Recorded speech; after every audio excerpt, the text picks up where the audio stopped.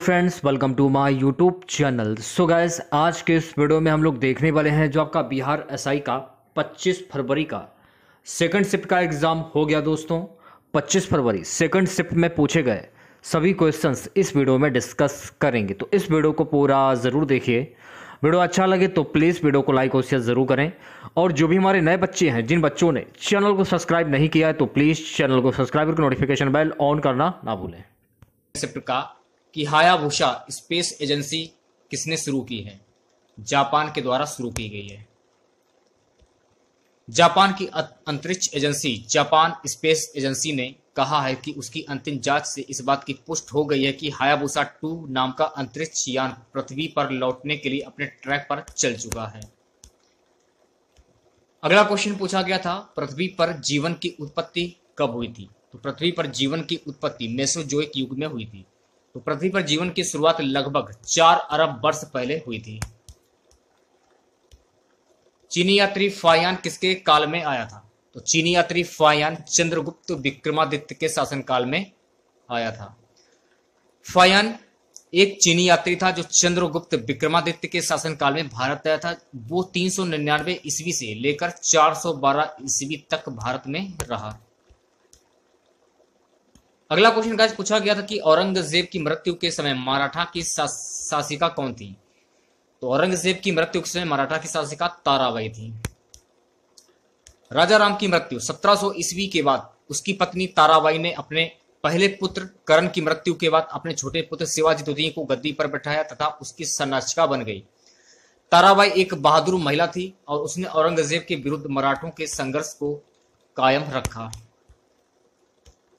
अगला question guys पूछा गया कि भारतीय वायुसेना दिवस कब मनाया जाता है? तो भारतीय वायुसेना दिवस 8 अक्टूबर को मनाया जाता है। डेविस कप किस खेल से संबंधित है? यह क्वेश्चन था। तो डेविस कप जो है ये लॉन टेनिस से संबंधित है। डेविस कप एक अंतरराष्ट्रीय पुरुष टेनिस स्पर्धा है जो कि दो दलों द्वारा खेली जाती है। डेविस कप प्रतिवर्ष नॉकआउट ढंग से खेला जाता है। सो गाइस, अगला क्वेश्चन पूछा गया था, अमीर खुसरो का जन्म कब हुआ था? तो अमीर खुसरो का जन्म 1253 ईस्वी में हुआ था। अबुल हसन यमुद्दीन अमीर खुसरो 1253 से 1325 14वीं सदी के लगभग दिल्ली के निकट रहने वाले एक प्रमुख कवि, शायर, गायक और संगीतकार थे। उसका परिवार कई पीढ़ियों से राज दरबार से संबंधित था। स्वयं अमीर खुसरो ने 8 सुल्तानों का शासन देखा था। अमीर खुसरो प्रथम मुस्लिम कवि थे जिन्होंने हिंदी शब्दों का खुलकर प्रयोग किया। वह पहले व्यक्ति थे जिन्होंने हिंदी, हिंदवी और फारसी में एक साथ लिखा। उन्हें खड़ी बोली के आविष्कार का श्रेय दिया जाता है। वे अपनी पहेलियों और मुकरियों के लिए जाने जाते हैं। सबसे पहले उन्हीं ने अपनी भाषा के लिए हिंदवी का उल्लेख किया था। वे फारसी के कवि भी थे। उनको दिल्ली सल्तनत का आश्रय मिला हुआ था। उनके ग्रंथों की सूची लंबी थी। साथ ही इनका इतिहास स्त्रोत रूप में महत्व है। अमीर खुसरो को हिंद का तोता भी कहा जाता है। तो ये बात आपको ध्यान रखनी है कि अमीर खुसरो को हिंद का तोता भी कहा जाता है। अगला क्वेश्चन पूछा गया, अनूप श्रीधर का संबंध किस खेल से है? भारतीय बैडमिंटन खिलाड़ी अनूप श्रीधर की गिनती देश के प्रतिभाशाली बैडमिंटन खिलाड़ी में है, एक माने जाते हैं। अपने पूरे स्पोर्टिंग करियर के दौरान अनूप ने कई बड़े और मशहूर बैडमिंटन खिलाड़ियों के खिलाफ जीत दर्ज की। अनूप को इस खेल में सबसे तेज स्मैश मारने के तौर पर भी पहचाना जाता है। सो गाइस, अगला क्वेश्चन पूछा गया था, महात्मा गांधी ने दक्षिण अफ्रीका में कौन सी बुक लिखी थी? सत्याग्रह। अगला क्वेश्चन, ग्राम पंचायत का गठन किस अनुच्छेद में है? तो ग्राम पंचायत का गठन जो है भाग 4 अनुच्छेद 30 में है। भारतीय संविधान के अनुच्छेद 243 बी में इसे परिभाषित किया गया है। ग्राम सभा पंचायती राज व्यवस्था का प्राथमिक निकाय है और सबसे बड़ा निकाय भी। सो गाइस, अगला क्वेश्चन पूछा गया, रानी रामपाल किस खेल से संबंधित है? तो रानी रामपाल ये हॉकी से संबंधित है। रानी रामपाल जन्म 4 दिसंबर 1994 भारत की एक हॉकी खिलाड़ी है। वे भारतीय हॉकी की रानी कहलाती हैं। 2010 विश्व कप में भाग लेने वाली भारतीय हॉकी की टीम की वे सबसे कम उम्र की 15 वर्ष खिलाड़ी थी। ये भारतीय महिला हॉकी टीम की कप्तान है। गाइस, अगला क्वेश्चन, लक्ष्य बॉक्सर किससे संबंधित है? तो लक्ष्य बॉक्सर जो है चीन से अलीबाबा कंपनी से संबंधित है। अगला क्वेश्चन, दंडकारण्य पठार कहाँ स्थित है? तो दंडकारण्य पठार जो है ये पूर्वी मध्य भारत क्षेत्र में स्थित है।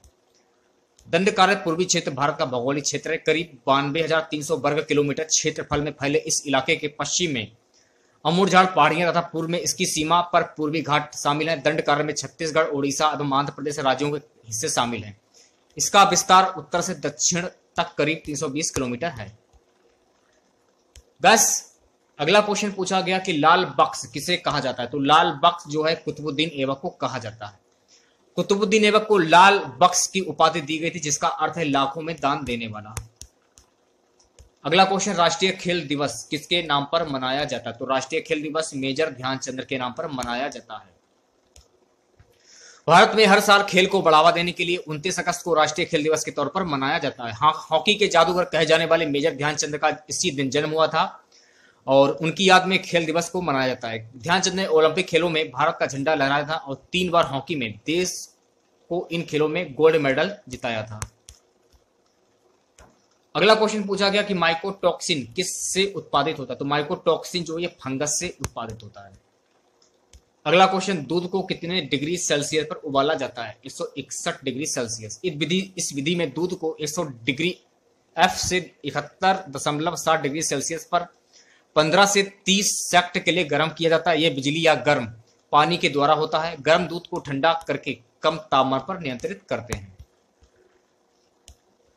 सो गाइस, अगला क्वेश्चन पूछा गया विश्व का व्यस्तम नहर कौन सा, तो विश्व का व्यस्तम नहर है सुएज नहर। कील नहर के बारे में जान लेते हैं।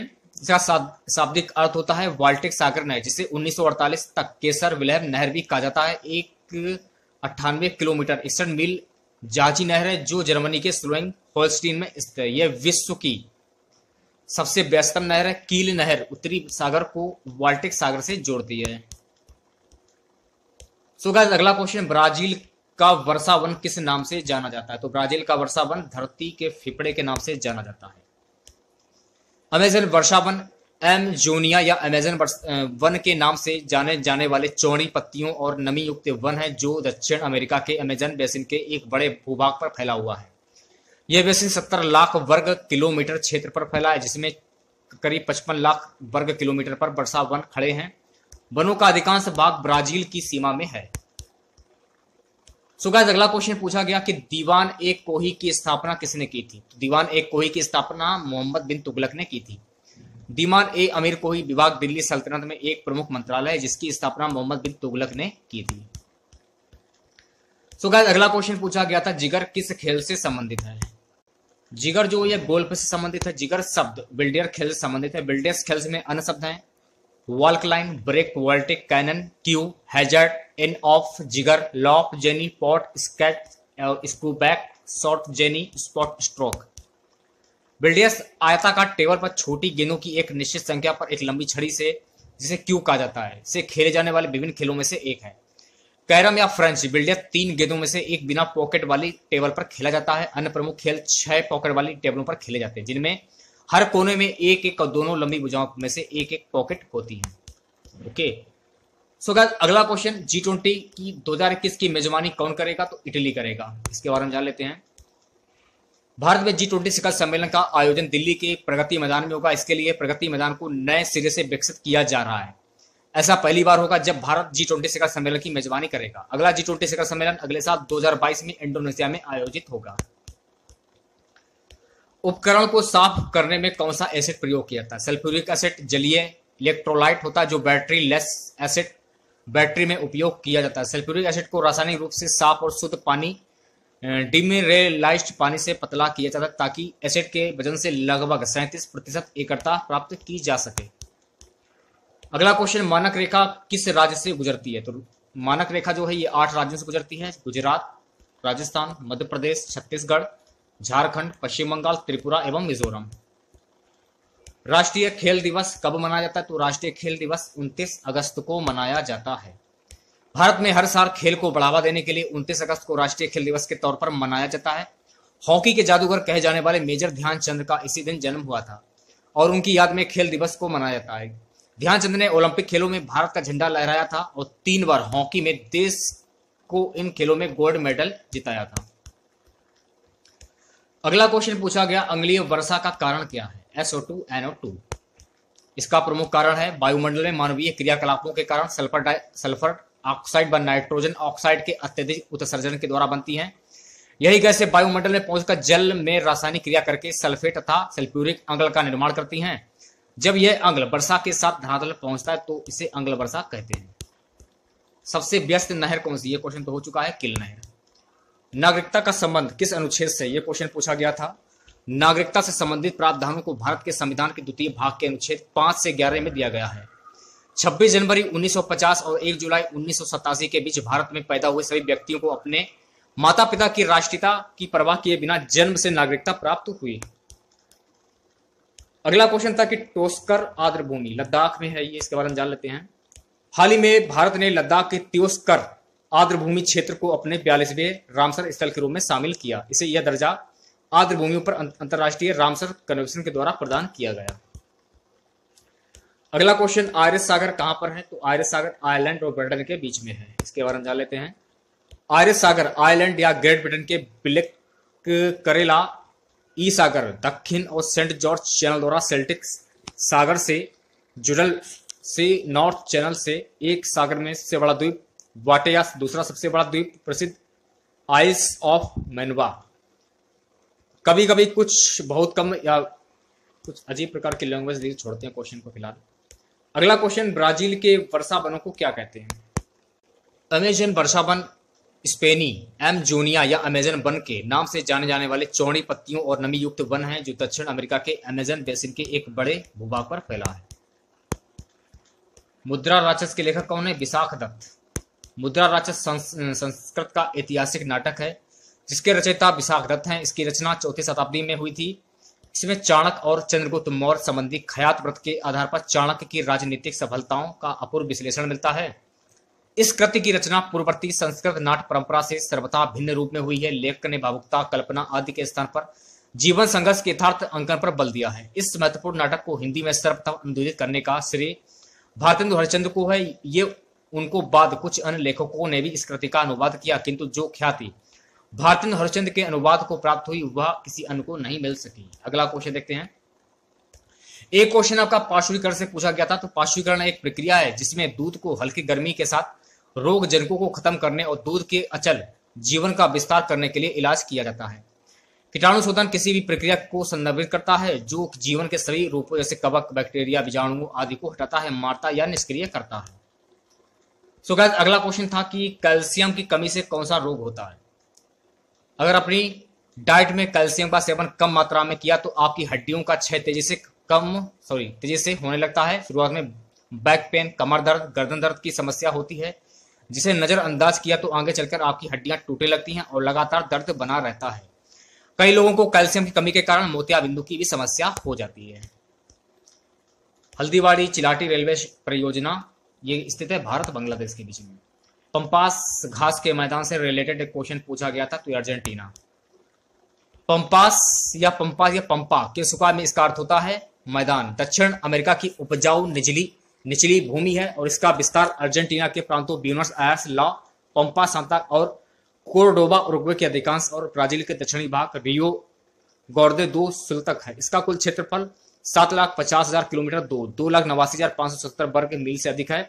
पंपास घास के मैदान शीतोष्णकटिबंधीय घास के मैदान है। अगला क्वेश्चन था गाइस कि द रिपब्लिकन एथिक्स पुस्तक का अनावरण किसने किया? एम वेंकैया नायडू। रक्षा मंत्री राजनाथ सिंह ने 2 पुस्तकों द रिपब्लिकन एथिक वॉल्यूम और लोकतंत्र के स्वर का अनावरण किया। यह राष्ट्रपति रामनाथ कोविंद के राष्ट्रपति पद के 3रे वर्ष के दौरान उनके भाषणों का संग्रह है। सूचना और प्रसारण मंत्री प्रकाश जावड़ेकर ने दोनों पुस्तकों के ई बुक संस्करणों का अनावरण किया। रक्त का थक्का के लिए जिम्मेदार कौन है? तो रक्त का थक्का के जिम्मेदार है विटामिन के। विटामिन के हमारे शरीर में रक्त का थक्का जमाने के लिए अत्यंत आवश्यक है। एक क्वेश्चन आपका था कि गैड का फुल फॉर्म क्या होगा? General arrangement trade and traffics. Mount Cotopaxi कहां पर स्थित है? तो ये इक्वाडोर में स्थित है। कोटापैक्सी विश्व के सबसे ऊंची ज्वालामुखी पर्वतों में से एक है। अंतिम बार इसे उद्धार 1942 में हुआ था। आज का हमारा सबसे लास्ट क्वेश्चन रहेगा, कांग्रेस की स्थापना कब हुई थी? 1885 ईस्वी में। भारतीय राष्ट्रीय कांग्रेस अधिकतर कांग्रेस के नाम से प्रख्यात भारत के 2 प्रमुख राजनीतिक दलों में से एक है, जिनमें अन्य भारतीय जनता पार्टी है। कांग्रेस की स्थापना ब्रिटिश राज में 28 दिसंबर 1885 को हुई थी। इसके संस्थापकों में A.O. ह्यूम, थियोसोफिकल सोसाइटी के प्रमुख सदस्य दादा भाई नौरोजी और दिनेश सुभाष शामिल थे। 19वीं सदी के आखिर में और शुरुआत से लेकर मध्य 20वीं सदी में कांग्रेस भारतीय स्वतंत्रता संग्राम में अपने 1.5 करोड़ से अधिक सदस्यों और 7 करोड़ से अधिक प्रतिभागियों के साथ ब्रिटिश औपनिवेशिक शासन के विरोध में एक केंद्रीय भागीदारी बनी। तो आज के वीडियो में बस इतना ही। आशा करते हैं आज का वीडियो आप लोगों को पसंद आया होगा। वीडियो अच्छा लगे वीडियो को लाइक और शेयर जरूर करें। चैनल पर नए हैं तो चैनल को सब्सक्राइब कर लें, पास ही में आपके बेल आइकन होगा उसको भी दबा लें। इससे आने वाली नए वीडियो नोटिफिकेशन आप सभी लोगों तक आसानी से पहुंच जाएगी।